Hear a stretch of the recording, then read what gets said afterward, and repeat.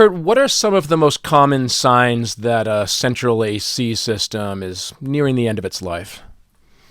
Most common signs is if we're checking out the system, everything looks good, your filters are clean, fans are running, your refrigerant pressures, everything's excellent, and you're just not getting the cooling out of the vents that you used to.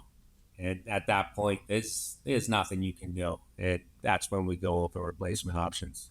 Why does that happen to central AC units that like you said, you're kind of doing your regular maintenance, you're repairing the things that are broken, and yet it's like still struggling and not keeping up? What's going on there?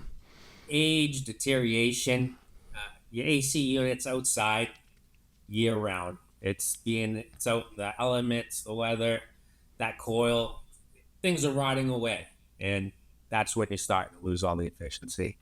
Okay. Are there other signs that people should be looking for? Like if the AC unit outside is starting to make noises or things like that. Is that typical? Yeah, louder noises.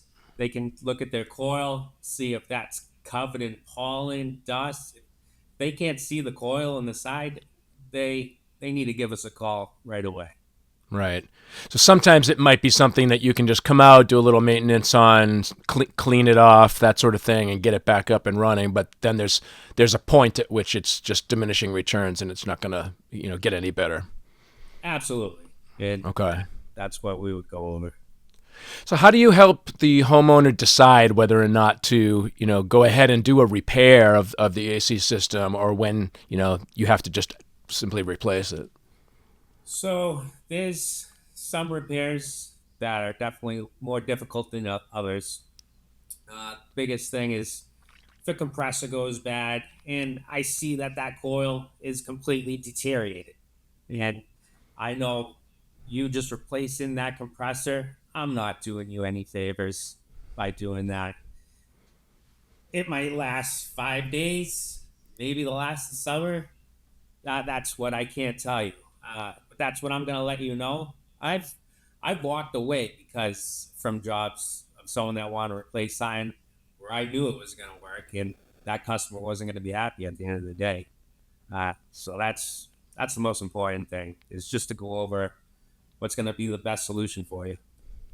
And ultimately, it's the homeowner who has to decide, right? Like, okay, this repair is going to cost this much, but you guys are telling me that it's deteriorated and I'm just not going to get full cooling out of the system anyway, so it's just not going to be worth that kind of an expensive repair. Or I could repair this now, and then there's five other things that might break, this season alone. So it comes down to the homeowner, though, of like their kind of like risk reward, scenario, right? In what they ultimately want to do. But you, as the contractor, you're upfront with your clients and your customers, and you're just, giving them the facts and saying, hey, this is time to replace this because I could do this expensive repair for you, and then you might have to have me back out again a week from now. Absolutely. You have to give them all the options because I've seen it. I've done it. I've done an expensive repair. Warned them, hey, we're gambling right now. Uh, and I've it's lasted 5 days and say, hey, it didn't last, and now you're paying double the price instead of replacing the unit right from the start. Right. Are there certain AC repairs that make replacing, the whole unit a smarter conversation? Like you were talking about, repairing what was the condenser coil, or what was it? The compressor. So The compressor, right? this is the main thing. That's the heart of the unit, Okay. and it's a costly repair. Okay. Anytime that goes and that unit's over 10 years old, we're gonna recommend replacement. Are there any other parts of an AC system that when it fails, it's really kind of an end of life situation?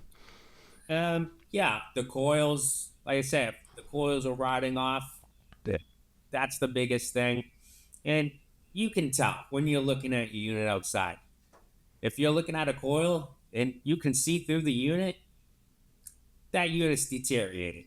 What are some of the mistakes that homeowners make when they, keep repairing an old central AC system and they're just not, you know, addressing that issue of replacement? That's the biggest thing. Like I was just saying, gambling on the repairs. If I'm warning you, especially when it comes to leaks, leaks are tough. Those are the biggest things. Uh, Sometimes we go to repair, we find a leak. A week later, there's another leak. You know, that's the toughest part. And again, I've seen people, they just want to keep refilling their system. Every year, that leak's just getting bigger and bigger and costing them more at the end of the day. For homeowners in Northeast Massachusetts or Southern New Hampshire, where you work, when is the best time to think about an AC replacement? In terms of the time of year, when's the best time to replace the system? Is it in the spring, right? But before the hot summer, or is it after a season is over? So, I would say spring, fall, winter is the best. That's when it's not going to be high in demand. We still do change air conditioners in the summer, but it's always an emergency. We just did one the other day, and we started at the house at 6 o'clock in the morning, just trying to beat the heat in the attic. The summer is always going to be the high demand, most expensive. Right, because that's when all of the systems are running, they're failing. You have a lot of jobs trying to replace all of these systems, so that's the time when you're most in demand. So scheduling it ahead of time and getting it done in the fall or the spring is a better situation than waiting until your system breaks and then calling you because it's an emergency. Absolutely. All right, well, that's really great information. Curt, thanks again for speaking with me today. It was a pleasure.